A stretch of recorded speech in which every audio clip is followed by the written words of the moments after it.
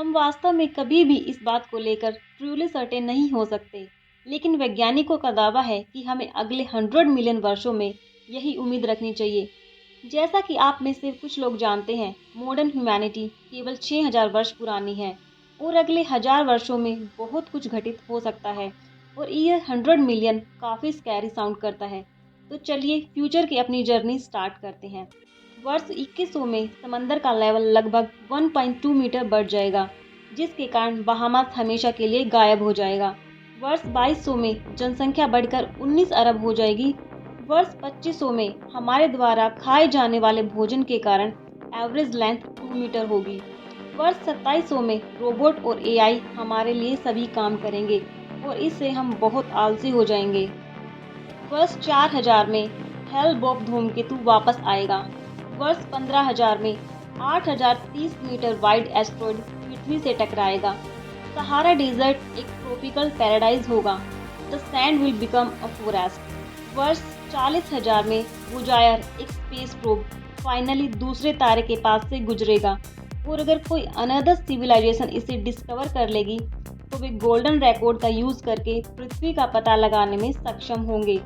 वर्ष 50000 में एक नया हिमयुग शुरू होगा और तापमान गिरेगा। इस पॉइंट से वर्ष 90000 में एक बड़ा सुपर वोल्केनो फूटेगा और इससे पृथ्वी को बहुत नुकसान होगा। वर्ष 1,00,000 में आकाश के सबसे बड़े तारों में से एक, जिसे कैनिस मेजोरिस कहा जाता है, न्यूमरस फोर्सेस के साथ सुपरनोवा बन जाएगा और इसे आप दिन की रोशनी में भी देख पाएंगे। वर्ष 2,50,000 में एक नया द्वीप पृथ्वी की सतह का हिस्सा होगा। पैसिफिक ओशन में कहीं पानी के नीचे का वोल्केनो लावा उगलते हुए फाइनली समंदर के सरफेस तक पहुंच जाएगा। वर्ष 3,00,000 में पृथ्वी का मैग्नेटिक फील्ड फ्लिप हो जाएगा, जिसका मीनिंग यह है कि साउथ अब नॉर्थ हो जाएगा। अदरवाइज 2 मिलियन वर्षों में बीटलजूस सुपरनोवा में चला जाएगा। 10 मिलियन वर्षों में नील आर्मस्ट्रॉन्ग के फुटप्रिंट फेड हो जाएंगे और गायब हो जाएंगे। वर्ष 40 मिलियन में मार्स की ग्रेविटी उसके चंद्रमा फोबोस को तोड़ देगी, जिससे ग्रह के चारों ओर एक सुंदर रिंग बन जाएगी। 50 मिलियन वर्षों में अमेरिका के वेस्ट कोस्ट पर एक नया समंदर होगा।